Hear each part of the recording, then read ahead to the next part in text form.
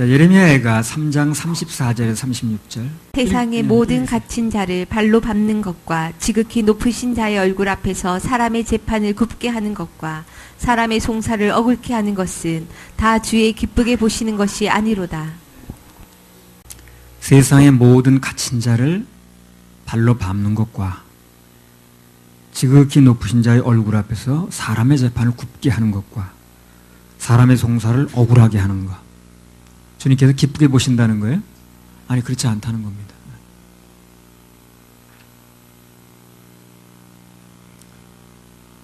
하나님께서 뭘 기뻐하시냐면요, 지금 말씀드린 그 반대를 기뻐하셔요. 밟히고 사는 사람들, 거기서 건져내는 걸 기뻐하시고, 재판을 억울하게 하고 굽게 해서 피해당하는 사람들 있잖아요. 그 건져내는 거 기뻐하십니다. 그런 일 당하고 있는 사람은 주님 더 믿어야 돼. 그래서 더 주님 바라봐야 돼. 그런 데서 건져내는 걸 기뻐하신다고 그랬으니까. 그런 잘못된 일들은요, 하나님께서 절대 기뻐하시는 일이 아닙니다. 그런 환경과 형편이 있을 때는 더 주님 바라봐야 돼요. 그래야 거기서 빠져나올 수가 있습니다. 자, 예레미야가 3장 37절 41절 한번 읽어보세요. 주의 명령이 아니면 누가 능히 말하여 이루게 하랴. 화와 복이 지극히 높으신 자의 입으로 나오지 아니하느냐. 살아있는 사람은 자기 죄로 벌을 받나니 어찌 원망하랴. 우리가 스스로 행위를 조사하고 여호와께로 돌아가자. 마음과 손을 아울러 하늘에 계신 하나님께 들자. 예. 41절에 보면 마음과 손을 아울러, 손만 드는 게 아니라 마음까지 같이, 마음과 손을 아울러 하늘에 계신 하나님께 들자 그랬습니다. 그러니까 이 손만 드는 게 아니라 마음도 같이 들자는 얘기가 마음을 꺾으라는 얘기거든. 그래 효과가 좋다는 얘기라. 물론 내 마음을 꺾는다는 게 또 마음대로 되는 건 아니에요. 그래서 또 그것도 하나님께 맡겨야 돼. 우리는 선을 행할 수가 없습니다. 아무리 봐도 못해. 선이 뭔지는 알긴 알아. 근데 그걸 행할 능력이 없다는 거예요. 그래서 이제 종교는 그걸 선을 행할 수 있다는 내가 무엇가 선이라는 걸 깨닫는 자체를 이제 그게 뭐 된 줄 알거든요. 그렇지 않아요. 행할 때 의미가 있는 건데 행할 능력은 없습니다. 그래서 우린 누가 필요합니까? 예수님이 필요합니다. 죄를 스스로 안 지을 수도 없어요. 그래서 예수님이 필요합니다. 오직 예수, 오직 예수. 예수님을 구세주로 받아들이면 그분이 구원만 해주시는 게 아니라 그 뒤부터 내 안에 사시면서 친히 다 일을 하십니다. 다 주님이 대신 사시면서 내 인생 관리도 해주시고 마음 관리, 생각 관리. 그래서 주님이 내 안에서 일을 해주신다는 거, 주님이 내 안에 살아주신다는 거, 그게 신앙생활의 원리예요. 근본입니다. 그걸 모르고 내가 뭘 하니 안 하느냐 하는 것은 신앙생활의 원리 자체를 모르는 거예요. 근본 자체를. 42절 43절. 우리의 범죄함과 패역함을 주께서 사하지 아니하시고 진노로 스스로 가리우시고 우리를 군축하시며 살육하사 긍휼을 베풀지 아니하셨나이다. 군축이라는 말이 좀 어려운 말이 나왔습니다. 닥칠 군자, 쫓을 축자예요. 그러니까 간단히 말하면 바짝 쫓아온다 그 말입니다. 그래서 하나님께서 용서해 주지 않으시면 사람끼리 아무리 용서하고 화해도 소용이 없습니다. 화해는 하나님하고 먼저 해야 돼. 하나님하고. 사람끼리 아무리 화해도 소용이 없다고. 그럼 하나님과 화해하는 방법이 무엇입니까? 막힌 걸 헐어야지. 막힌 거. 막힌 게 죄입니다. 이사야 59장에 나오잖아요. 죄라고. 1절부터 3절에. 우리와 하나님 사이를 막고 있는 원인은요, 다른 거 없어요. 죄입니다. 죄. 그래서 그 죄 문제를 해결을 해야 되는데 그 해결이 우리 쪽에 있지 않다는 거예요. 우리가 할 능력이 없다는 거예요. 우린 죄를 지을 수는 있어요. 근데 해결 능력이 없어요. 그래서 그 해결을 주님이 하셨다는 겁니다. 에베소서 2장 14절에서 16절. 그는 우리의 화평이신지라 둘로 하나를 만드사 중간에 막힌 담을 허시고 원수된 것 곧 의문에 속한 계명의 율법을 자기 육체로 폐하셨으니 이는 이 둘로 자기의 안에서 한 세 사람을 지어 화평하게 하시고 또 십자가로 이 둘을 한 몸으로 하나님과 화목하게 하려 하심이라. 원수된 것을 십자가로 소멸하시고. 예, 죄 때문에 원수가 되는데 그 십자가로 소멸하셨다는 거예요. 그 소멸이 뭡니까? 다 없앴다는 거죠. 그 없앤 걸 왜 또 들고 나올 필요가 뭐 있어요? 들고 나오려고 해도 우린 막아야 되는데 그런 거 들고 나오지 말라고. 반대가 돼서 반대가. 이방인이든 유대인이든 모든 막힌 담이 그 십자가에 다 허물어졌습니다. 우리는 오직 그 예수님 십자가 공로만 받아들이면 만사형통입니다. 그래서 얘기를 요약하면 하나님과 우리 사이에 화해를 막는 게 유일하게 막는 게 뭐냐면 죄인데 그 문제를 예수님께서 십자가에서 그 몸으로 해결하셨다는 거예요. 그게 요점입니다. 44절에서 48절. 주께서 구름으로 스스로 가리우사 기도로 상달치 못하게 하시고 우리를 열방 가운데서 징계와 폐물을 삼으셨으므로 우리의 모든 대적이 우리를 향하여 입을 크게 벌렸나이다. 두려움과 함정과 잔해와 멸망이 우리에게 임하였도다. 처녀 내 백성의 파멸을 인하여 내 눈에 눈물이 시내처럼 흐르도다. 그래서 정말 이 시대에 필요한 게 무엇인가? 남의 잘못을 놓고 판단하는 게 중요한 게 아니고 그 문제를 놓고 오늘 예레미야처럼 울 수 있어야 돼요. 기도할 수 있어야 돼요. 누군가 잘못한 게 눈에 보이게 되면 그것을 판단 자료로 쓰라는 게 아니고 기도하라고 보여주셨다고 봐야 되겠죠. 우리 판단할 건 하나밖에 없어요. 그 영이 하나님으로부터 온 것인가 아니냐. 그것만 판단하면 돼. 그 외에는 우리 판단 자료가 필요 없어요. 거짓 선지자만 잘 골라내서 사람들이 거기 빠지지 않게 하면 됩니다. 그 나머지는 다 판단 자료가 아니라 무슨 자료? 기도 자료입니다. 판단 자료가 아니라. 뭐가 잘못한 게 보이면 주여 그 잘못도 주님 해결해 주시고 바로 설 수 있게 하시고 잘못된 길로 나가고 있으면 정상적인 길로 돌아오게 하여 주옵소서. 그게 기도 제목이라고. 뭐 현수막 붙이고 할 일이 아니고 지금. 아, 현수막 장사만 돈 벌게 생겼더라고. 얼마나 많이 붙여. 그래서 우리는 거짓 선지자만 잘 골라내서 사람들이 거기 빠지지 않게 하면 되는 거고 그 나머지는 판단 자료가 아니라 기도 자료랍니다. 기도 자료라는 거예요. 우리 교회 내에서도 비진리에 관한 얘기가 그런 게 아닌 이상 그건 단호하게 거절해야죠. 그런 게 아닌 이상 개인적인 뭐 약점이나 무슨 허점, 문제점 이런 게 나오면 그게 판단 자료가 아니라 그냥 기도해 주면 돼요. 그리고 자기를 방어할 수 있어야 되고 같이 물들지 말아야 되고 자기를 지키고 그 다음에 그 사람을 위해서 기도해 주고 그럼 됩니다. 예레미야가 3장 49절에서 54절. 내 눈에 흐르는 눈물이 그치지 아니하고 쉬지 아니하며 여호와께서 하늘에서 살피시고 돌아보시기를 기다리는도다. 나의 성읍의 모든 여자를 인하여 내 눈이 내 심령을 상하게 하는도다. 무고히 나의 대적이 된 자가 나를 새와 같이 심히 쫓도다. 저희가 내 생명을 끊으려고 나를 구덩이에 넣고 그 위에 돌을 던짐이여 물이 내 머리에 넘치니 내가 스스로 이르기를 이제는 멸절되었다 하도다. 예, 그 몰락해가는 그 나라의 모습을 그 유다의 모습을 구덩이에 던져진 자신의 모습으로 표현하는 거예요. 예레미야가 답답하니까. 참 뭔가 좀 이렇게 좀 눈이 뜨고 보이는 사람은 그 나라가 그렇게 망가져가는 거 참 가슴 아픈 거예요. 보는 게 정말 가슴 아픕니다. 뻔히 결과가 보이거든 그게. 예레미야가 이거 보니까 이 나라가 이렇게 나가면 어떻게 되는 게 보이는 거예요 눈에. 그러니까 그 구덩이에 빠진 자기 모습하고 비슷하다고 얘기를 하는 거예요. 그 예레미야가 구덩이 몇 번 빠졌죠. 너무 잘 아는 거야. 그 나라가 그렇게 빠지게 생겼는 거예요. 예레미야 38장 6절.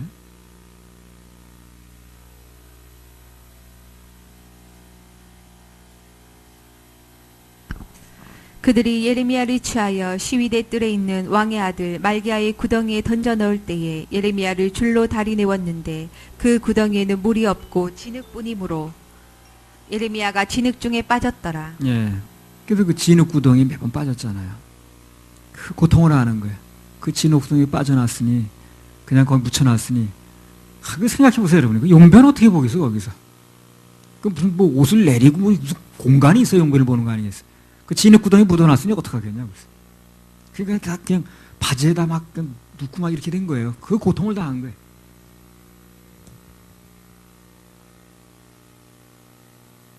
그래서 그런 그런 걸 겪어봤기 때문에 그러니까 눈물을 흘리면서 이 광경을 묘사하는 겁니다.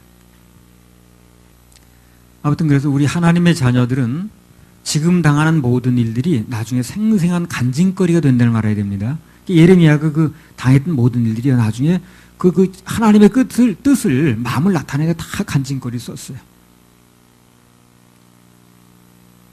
그래서 지금 당한 내 일들이 나중에 내 말에 심도 실어주고 또 때로는 설교 자료도 되고 그렇습니다. 설교라는 그렇잖아. 남 얘기를 뭐 베껴서 하는 게 그게 뭐 힘이 있는 게 아니라 실제로 내가 경험하고 체험한 일을 전하게 되면 그 위력이 있잖아요. 효과 면에서 천지차입니다. 그래서 하나님께서는 그 사람 간증이 많을수록 그 간증을 쓰신다고 그랬습니다. 예레미야가 3장 55절 56절 여호와여 내가 심히 깊은 구덩이에서 주의 이름을 불렀나이다. 주께서 이미 나의 음성을 들으셨사오니 이제 나의 탄식과 부르짖음에 주의 길을 가리우지 마옵소서. 어떤 사람은 깊은 구덩이에 빠졌을 땐 다른 거 없습니다. 중심으로 주여 하고 부르면 그게 빠져나올 수 있는 최고의 방법이에요. 깊은 구덩이에 빠지면 예레미야 보세요. 여호와여 내가 심히 깊은 구덩이에서 주의 이름을 불렀나이다 그러잖아요. 심히 깊은 구덩이에서 뭐 하는 거예요? 주여. 아니 구덩이에 빠뜨려 놓고 흙으로 반은 묻어놨는데 뭐 하겠어 거기서. 할 수 있는 게 뭐 있냐고. 주여. 그랬더니 주여 불렀더니 어떻게 됐어요? 이 빠져나오잖아요. 에벤멜렉? 그 구스인. 그런 사람들이 막 나서가지고 막 구해내잖아요. 그건 뭐 에벤멜렉이 구한 게 아니죠. 주님께서 그 사람 시켜서 구하는 거죠. 깊은 구덩이에 빠졌을 땐 다른 거 없습니다. 인생 살다 어떤 구덩이가 됐든 간에 빠지게 되면 그저 주여 하고 부르면 돼요. 한번 해봅시다. 주여 주여 우리 나라 좀 건져주세요. 아멘.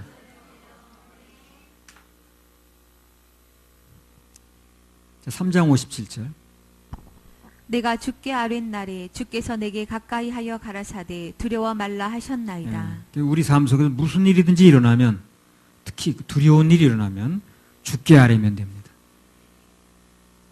그러면 두려워 말라고 말씀하신 그분이 내 두려워하는 일 일어나지 않도록 해결해 주십니다.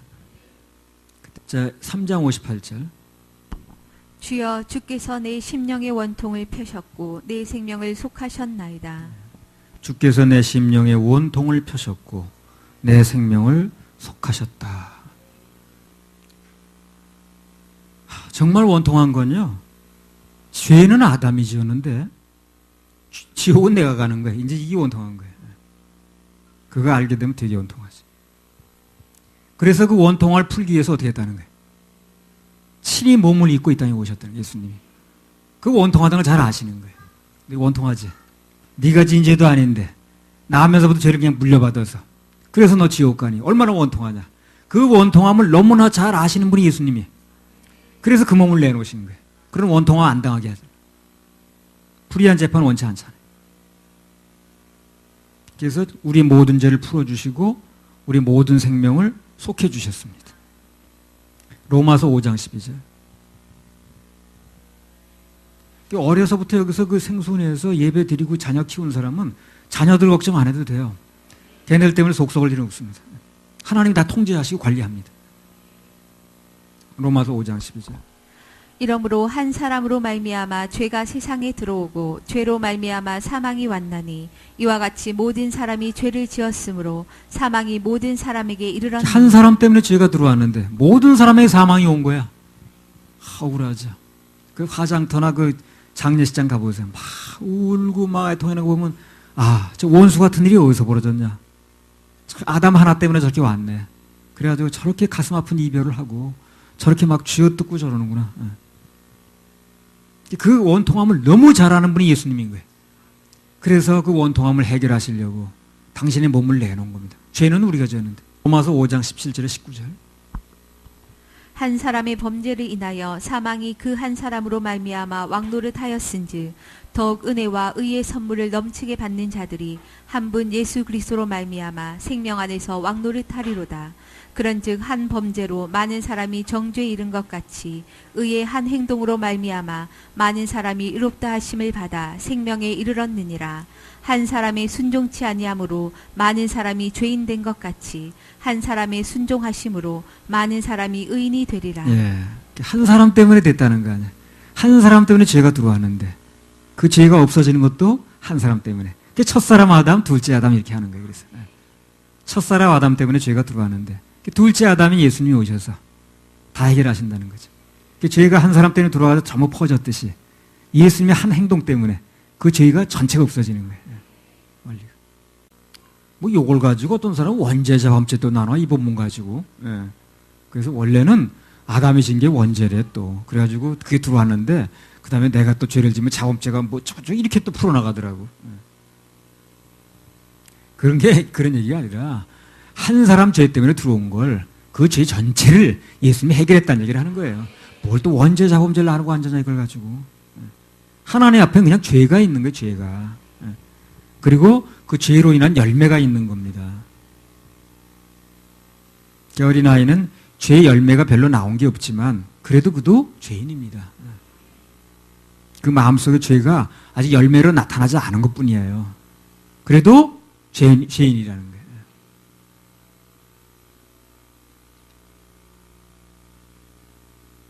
그래서 하나님께서는 아담으로부터 내려온 그 죄 자체에 관심이 있어요. 그 죄의 열매는 별로 문제 삼지 않아요. 왜 그러냐면 나무가 그러면 당연히 열매는 나오는 거거든. 그러니까 그 열매가 어떻게 나왔느냐가 중요한 게 아니라 그 나무가 무슨 나무냐는 거예요. 그래서 사람들은 뭐에 관심이 있습니까? 열매에 관심이 있어. 죄의 열매. 그래서 그 죄의 열매가 큰 거야? 작은 거야? 큰 죄야? 작은 죄야? 요거 가지고 그렇게 또 신경 씁니다. 그건 신경 엄청 쓰면서 정작 그 모든 죄를 예수님께서 해결하셨다는 거. 나무 자체를 좋은 나무로 바꿨다는 거. 이건 잘 몰라. 그거는 알 생각을 안 해. 그 열매는 되게 따지면서. 하나님께서는요, 죄 자체를 해결하는 데 관심이 있습니다. 그 열매가 뭐냐가 중요한 게 아니라, 열매는요, 나무만 바꾸면 돼요. 그러면 사과나무에 사과나무 열겠지 뭐. 그래서 죄 자체를 해결하는 데 관심이 있기 때문에 십자가상에서 우리 모든 지옥 갈 모든 죄를 싹 해결하신 겁니다. 싹 해결했어요. 누군가 예수님 보혈로 죄 문제 해결을 받았으면 그 나머지는 별로 신경 안 써도 됩니다. 그걸 해결받았느냐만 중요한 거예요. 죄의 열매를 자꾸 내게 되면 징계는 받습니다. 그러나 자기 지은 죄의 열매 때문에 지옥 가진 않아요. 왜냐하면 나무 자체가 바뀌었으니까. 그래서 무슨 죄를 지면 그거는 뭐 생명에 관한 죄라 용서가 안 된다는 둥 그거 얘기하잖아요. 무슨 죄는 너무 큰 죄라서 그 죄를 지면 구원받은 받은 건 잃어버린다는 등 전혀 잘못된 얘기입니다. 그런 얘기에 귀를 기울일 필요가 있다 없다? 없습니다. 전혀 없습니다. 인터넷 듣는 분들도 그런 얘기에 허황된 얘기에 잘못된 얘기에 귀를 기울일 필요가 전혀 없습니다. 자, 예레미야 3장 59절 60절. 여호와여 나의 억울을 감찰하셨사오니 나를 위하여 신원하옵소서. 저희가 내게 보수하며 나를 모해함을 주께서 다 감찰하셨나이다. 내 억울함을 감찰하실 분은 오직 예수밖에 없습니다. 그분만이 나의 억울함을 감찰하셔서 샅샅이 그래서 신원해 주십니다. 아멘만 하면 됩니다. 뭔가 억울한 일이 생기면 사람 붙들고 자꾸 소연하지 마세요. 시시비비 가리려고 하지 마세요. 그거 해봤자 소용도 없어요. 사람이 뭐 해결 능력이 있나? 한나처럼 하나님과 심정이 통하면 그러면 가장 빠른 길을 택하는 겁니다. 61절 62절. 여호와여 저희가 나를 회파하며 나를 모해하는 것 곧 일어나 나를 치는 자의 입술에서 나오는 것과 종일 모해하는 것을 들으셨나이다. 예, 여기 보면 사람들이 나를 모해하고 모함하고 곡해하고 곡해가 뭐야? 잘못 해석하는 거지. 근거 없이 비방을 하는 거. 그걸 다 누가 듣는다는 겁니까? 하나님이 들으신다는 거예요. 들어서 어떡할까요? 해결하십니다. 그러니까 우리는 그런 말들에 너무 신경 쓸 필요 있다 없다? 없습니다. 내가 들어봤자 뭐 어떻게 해결할 방법도 없고요. 속만 상해, 맘만 상해, 쓰리요. 근데 하나님께 들으시면 해결이 있습니다. 그래서 저 사람 얘기하는 거 다 하나님 다 들으셨어. 그러니까 내가 속상하고 뭐 열을 필요 없이 들으신 하나님께서 해결 능력이 있으시니까 그분이 다 해결하실 거야. 맡기고 우리는 기쁜 마음으로 예배드리면 됩니다. 그러면 그분이 싹 해결하셔요. 자, 63절에서 66절. 저희가 앉든지 서든지 나를 노래하는 것을 주여 보옵소서. 여호와여, 주께서 저의 손으로 행한 대로 보응하사 그 마음을 강팍하게 하시고 저주를 더하시며 진노로 저희를 군축하사 여호와의 천하에서 멸하시리이다. 예, 그래서 방금도 말씀드렸다시피 인생 살다 이런 일들이 벌어지면 사람 붙들고 하소연하지 말고 그냥 하나님께 아뢰시면 됩니다. 구덩이에 빠지면 어떡하라고 그랬어요? 주여 하면 됩니다. 주여. 주여 하니까 구덩이에서 다 끄집어냈잖아요. 누굴 통해서든지. 다 이게 증명된 거니까, 검증된 거니까. 주여 하면 모든 지각에 뛰어난 하나님이 평강히 예수 안에서 우리 마음과 생각을 지켜주신다 그랬어요. 해결해 주신다 그 말이에요. 할렐루야. 우리 하나님께 박수 올려드려요. 주여, 우리나라 깊은 구렁에 빠졌습니다. 주님께서 해결해 주시고 건져 주시옵소서.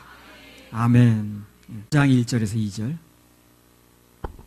슬프다. 어찌 그리 금이 빛을 잃고 정금이 변하였으며 성소의 돌이 각 거리 머리에 쏟아졌는고 시온의 아들들이 보배로와 정금에 비할러니 어찌 그리 토기장이에 만든 지랑아리 같이 여김이 되었는고. 여기 그렇게 기록됐죠. 슬프다. 어찌 그리 금이 빛을 잃고 정금이 변하였으며 성소의 돌이 각 거리 머리에 쏟아졌는고. 여기서 말한 금과 정금은 뭘 말하냐면요, 유다 백성들을 이제 상징하는 거예요. 하나님의 자녀들이 그분을 떠나서 예배 실패하니까 정금이었었는데 원래는 어떻게 된 거예요 지금요? 흔해 빠진 질 항아리, 대접밖에 못 받더라는 거예요. 자, 예레미야가 4장 1절에서 2절. 슬프다. 어찌 그리 금이 빛을 잃고 정금이 변하였으며 성소의 돌이 각 거리 머리에 쏟아졌는고 시온의 아들들이 보배로와 정금에 비할러니 어찌 그리 토기장이에 만든 지랑아리 같이 여김이 되었는고. 예, 그렇죠. 원래는 정금이었는데 정금에 비유된 사람들인데 예배 실패하니까 지랑아리처럼 됐다는 거죠 지금. 그래서 예배에 성공할 땐 정금 대접을 받던 사람들이 예배 실패하니까 질항아리 이제 대접밖에 못 받는 거예요. 괄세 받는 거지. 근데 하나님이 떠난 정금은 질그릇으로 밖에 안 되는데 그 질그릇 위에 뭐가 떨어진다는 거예요? 돌이 떨어진다 그랬어요. 그냥 깨질 것밖에 없는 거예요. 그래서 깨질 것밖에 없는 거예요. 자, 고린도후서 4장 7절 한번 읽어보세요. 우리가 이 보배를 질그릇에 가졌으니 이는 능력의 힘이 큰 것이 하나님께 있고 우리에게 있지 아니함을 알게 하려 함이라. 우린 질그릇이라. 그리고 내 안에 계신 주님은 보배입니다. 그래서 그 보배가 내 안에 계신 주님인데 그 보배를 떠나면 뭐만 남아요? 그 질그릇만 남는 거예요. 그 질그릇이 질그릇 대접받지 뭐 받겠어요, 그래. 그래, 주님을 모시고 있을 땐 보배가 맞는 거예요. 정금이 맞는 거예요. 그런데 그분이 떠나게 되면, 그분 등지게 되면 남는 건 질그릇밖에 없는 거예요. 그 질그릇인 거 질그릇 대접하는 거예요, 그래서. 우리는 마찬가지라. 내 안에 주님이 모시고 있을 때, 그때 내 정금 대접을 받는 거예요. 근데 내 안에 주님이 떠나고 나면, 그거 내가 등지게 되면 남는 건 질그릇밖에 없는 거예요. 이 보배를 질그릇에 가졌어요, 했잖아요. 질그릇은 우리란 얘기죠. 보배는 주님이란 얘기죠. 마가복음 11장 1절부터 10절까지 한번 읽어보세요. 저희가 예루살렘 가까이 와서 감람산 벳바게와 베다니에 이르렀을 때에 예수께서 제자 중 둘을 보내시며 이르시되 너희 맞은편 마을로 가라. 그리로 들어가면 곧 아직 아무 사람도 타보지 않은 나귀 새끼에 매여 있는 것을 보리니 풀어 끌고 오너라. 만일 누가 너희에게 왜 이리 하느냐 묻거든 주가 쓰시겠다 하라. 그리하면 즉시리로 보내리라 하시니 제자들이 가서 본즉 나귀 새끼가 문 앞거리에 매여 있는지라 그것을 푸니 거기 섰는 사람 중 어떤 이들이 가로되 나귀 새끼를 풀어 무엇 하려느냐 하매 제자들이 예수의 이르신 대로 말한대 이에 허락하는지라 나귀 새끼를 예수께로 끌고 와서 자기들의 겉옷을 그 위에 걸쳐두매 예수께서 타시니 많은 사람은 자기 겉옷과 다른 이들은 밭에서 벤 나무 가지를 길에 펴며 앞에서 가고 뒤에서 따르는 자들이 소리 지르되 호산나 찬송하리로다 주의 이름으로 오시는 이여 찬송하리로다 오는 우리 조상 다윗의 나라여 가장 높은 곳에서 호산나 하더라. 나귀가 예수님을 태웠습니다. 그랬더니 자기는 덩달아서 환영받고 흙을 안 밟게 하는 그 사람들이 전부 다 뭘 깔아가지고. 그래서 내가 이 말씀이 내 소명 구절이에요. 마가복음 11장 1절부터 10절까지가. 그래서 그때 나는 평생 주님만 모시고 다니면 주님과 함께하면 나는 나귀밖에 안 되는 사람이지만 그러나 나는 환영받을 수 있다 하는 소망이 생겼습니다. 만약 어렵다고 힘들다고 등에서 예수님 내려놓으면 그 남는 건 별 볼 일 없는 나귀밖에 안 남는 거예요. 아까 질그릇 남는 거 똑같은 거예요. 아직은 여러분도 물론 그렇겠지만 나를 예를 든다면 내게서 예수를 빼면 뭐가 남겠어요? 그래. 한 60대 노인네밖에 남은 게 더 있겠어요. 그래서 우리에게서 예수를 빼고 나면 뭐가 남겠는가 그걸 알아야 돼. 반대로 우리 하나님의 자녀들은 오직 주님만 바라보고 예배에 성공하면 언제든지 정금으로 살아갈 수 있어요. 주어진 하나님 사명만 신경 쓰면 언제까지나 정금처럼 살 수가 있다는 거예요. 정금입니다. 우리는 예배 성공하면 정금으로 살아갈 수 있어요. 그리고 예배 실패하고 주님 등지면 질그릇, 주님 내린 나귀. 그 주님이 내리고 나서도 나귀한테 그거 계속 깔아줬을까요? 안 그랬을 겁니다. 주님 태우고 있을 때만 그런 거예요. 내 소명 구절이 그거예요. 주님만 나는 평생 함께 모시고 다니면, 함께 있으면 나는 주님 때문에 덩달아 대접받고 덩달아 환영받고 그게 내 소명 구절이. 실제가 그렇더라고. 내가 주님만 모시고 있으니까 환영받고 대접받고 그러더라고. 그럼 내가 주님이 떠나고 아무것도 안 남는 거지. 4장 3절에서 4절. 들깨는 오히려 젖을 내어 새끼를 먹이나 처녀 내 백성은 잔인하여 광야의 타조 같도다. 젖먹이가 목말라서 혀가 입천장에 붙음이여 어린아이가 떡을 구하나 떼어줄 사람이 없도다. 그래서 앞서도 말씀을 드렸습니다만 우리가 아무리 내 자녀를 아끼고 사랑한다고 그래도 하나님께서 환경을 일단 한번 치시면 그 자녀 전혀 돌볼 수가 없습니다. 6.25 때 여러분 아시나 모르겠네. 나도 아버지한테 들은 얘기인데 피난을 가는데 그 이제 이불 보따리에다가 최소한의 가재도구만 가지고 가는 거예요. 이제 그때 무슨 배낭이 있었으니까 뭐였으니까 전부 둘러매고 이제 그러는 거거든. 조그만 아주 최소한의 가재도구 그리고 냄비 이런 거 해가지고 짐은 많고 힘이 드니까 애가 이제 업고 갈 수가 없는 거예요. 애를 짐을 져야 되니까 그 애가 스스로 걸을 수 있으면 데려가는 거예요. 근데 애가 걸을 수 없으면 그 양지 쪽에 놓고 가는 거예요. 애를요. 흔히 그런 게 많답니다. 그 양지 쪽에다 애를 그냥 포대에 싼 채로 그냥 놓고 가는 거예요. 누가 데려다 길르든가 죽는 거지. 누가 전쟁터 데려다 길르겠어요. 걔네들. 아이가 그래가지고 그냥 자는 듯이 죽어 있는 애 많이 봤다는 거예요. 알지만 그 아이가 죽을 걸 알지만 어쩔 수 없이 놓고 가는 거예요. 그 짐은 많은데 어떻게 애를 업고 가냐. 애가 그 요만한 애들도 조그만 해도 그냥 지 발로 걸어가야 돼. 그럼 데려가는 거예요. 근데 업어야만 될 형편되면 놓고 가는 거예요. 그냥 양쪽에다 놓고 가면 걔가 젖도 안 주고 죽는 거지. 자녀 사랑도요 환경이 안 따라주면 어쩔 수 없는 겁니다. 가끔 외국으로 입양됐던 아이들이 성인이 돼가지고 찾고 그러죠.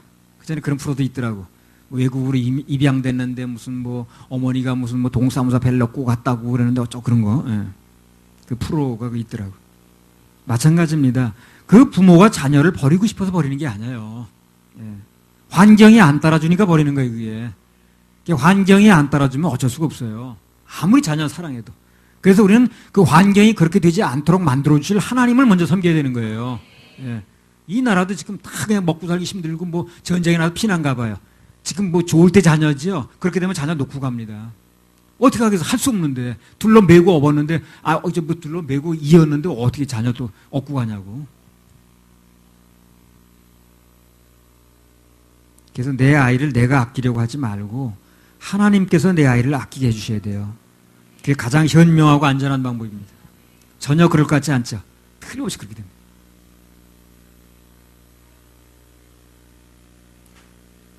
그래서 그런 얘기를 뭐 나 많이 듣고 자랐거든. 애를 그냥 놓고 갔다는 거예요. 데려갈 수가 없으니까. 그 피난 보세요. 조그만 애들이 막 정정거리면 따라가잖아요. 업고 가는 건 없잖아요. 업을 수가 없어요. 내 아이를 하나님께서 아끼는 자녀가 되게 하려면 어떻게 해야 되는가? 우선 죄사함 받아서 하나님 자녀가 되게 하는 게 급선무입니다. 내 자녀에서 하나님 자녀로 옮겨놔야 돼. 그래야 그분의 보호하심이 와요. 내가 붙들고 있어 본들 뭐 내가 보호할 능력은 없어요. 그래서 일단 그분의 자녀부터 만들어 놔야 돼. 아이를 낳게 되면 일단 그분의 자녀부터 만들어 놓으면 그분이 보호하는 거예요. 그때부터. 내 자녀로 계속 만들고 있는 게 중요한 게 아니라 일단 낳으면 최대한 빨리 그분의 자녀로 만들어 놔야 돼. 그래 그분의 보호를 받습니다. 그리고 이제 그분의 자녀가 되고 난 다음에는 우리 육신의 부모가 해줄 일은 계속해서 예배에 성공할 수 있도록 만들어줘야 돼. 어렸을 때 습관이 그렇게 만들어줘야 돼. 크면 잘 안 잡히니까 그게. 그래서 내 자녀를 주님의 자녀로 먼저 만들어주고 그리고 그 자녀로 하여금 예배에 성공하게 하면 일단 육신의 부모로서 역할은 다 한 겁니다. 그 다음부터는 영의 부모이신 하나님께서 모든 걸 다 알아서 하십니다. 알아서 하세요. 할렐루야. 우리 하나님께 박수 올려드립니다.